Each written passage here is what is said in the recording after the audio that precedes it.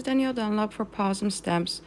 Today I will be creating a card with you with the new Vitamin C stamp set. This one was released last week. It's available in the shop right now. And with this stamp set, I want to show you a technique that involves some alcohol inks. So I'm first starting here with a sheet of Yupo paper that I already die cut with a stitched rectangle, and I'm going to create an ocean pattern with some blues, some teal colors. Then I'm going to move all the ink around with my blow tool until I'm happy, until all the Yupo paper is covered. Once I'm happy with my background, I place it in my MISTI, and I have one of these corner positioners in my MISTI so that my background stays a little off the side. And I'm going to use that Ocean Wave stamp from the Vitamin C stamp set, and I'm going to place it right there at the bottom of my background. And then I'm using some alcohol lift ink. It works as a stamp, like an inking pad. It's just an ink that is going to lift the alcohol ink. You need some pressure there to make sure that you have it all covered.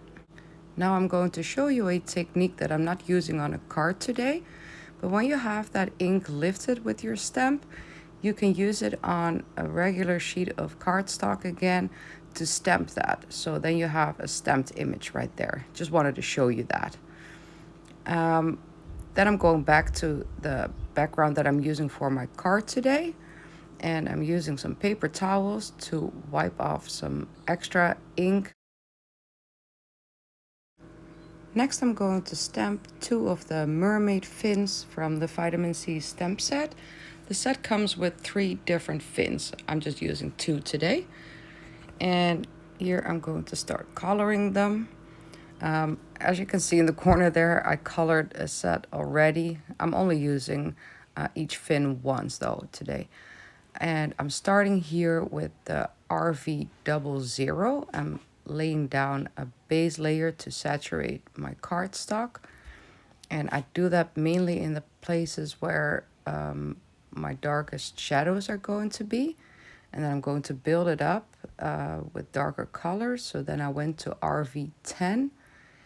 And next I'm going to do an RV32. And the areas I'm covering while I go darker are going to be smaller. So with the lightest color, I covered a bigger area than I'm doing with the darkest. My darkest for today is RV34. And it's just going to be basically a slim line down the tail. And then those lines there at the end of her tail. And once I have all the dark colors down, I'm going to go all the way back with those same colors to blend it all out. So here I'm blending out with RV32.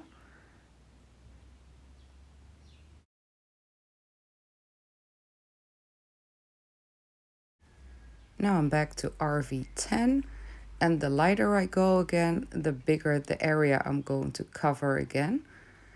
And then with the last color, the RV00, I'm going to fill up the entire image. So everything is going to be covered with that lightest color. And I'm doing the same thing for that next tail. It's not necessary to show you, it's just the exact same thing. For my alcohol ink background, I'm only going to use the part where I lifted the ink with the wave stamp. So here I'm going to fussy cut that area out. As you've heard me say before, I'm not the best fussy cutter. So I'm always very happy when a shape is easy like this to cut it out. Now I'm going to work on the rest of my background, and I used a sheet of Nina white cardstock, and I also ran that to my die cutting machine with the stitched rectangle, so it's the same width as my ocean bottom. And I'm going to create a sunset sky here. I used Distress Ink Scattered Straw and Picked Raspberry. My plan was to use squeezed lemonade for the yellow, like I always like to do for a sunset, but I didn't really pay attention when I grabbed my inks. So I was a little surprised when I first started applying that yellow. I thought it was quite dark and orangey, and then I realized I grabbed the wrong ink pad. But it all works out fine, and it's actually nice to change things up every now and then. I just realized when I was blending it with the picked raspberry, it blended better to cover the whole area up with scattered straw. So you get more of a red orange background there. It just blends better that way with the picked raspberry. And before I go to my next step, gotta make sure that this is completely dry. Then I'm going to use my Rays of Sunshine background stencil from Pawsome Stamps. I'm layering it over the background I created, and I'm going to go in with a white pigment ink. This is why it's so important that you have your first layer dried completely. Otherwise, your brush for the white ink is going to pick up all the pink and yellow from the background.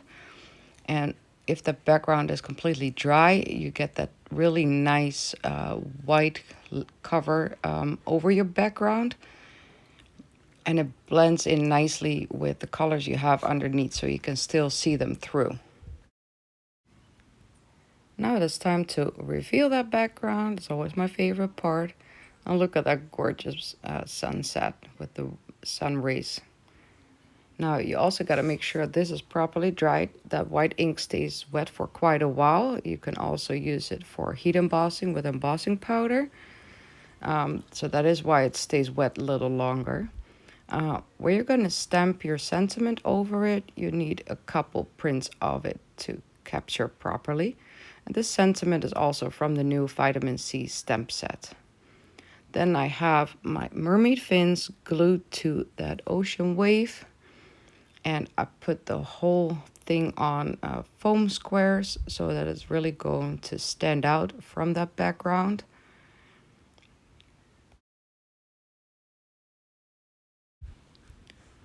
And then the last part, I'm going to glue this card front down on a card base. And with all these bright colors, I really like to have that white border from the card base around it. I hope you enjoyed watching this card come together. Please hit that like and subscribe button, and I'll see you guys all next time. Thank you for watching. Bye-bye.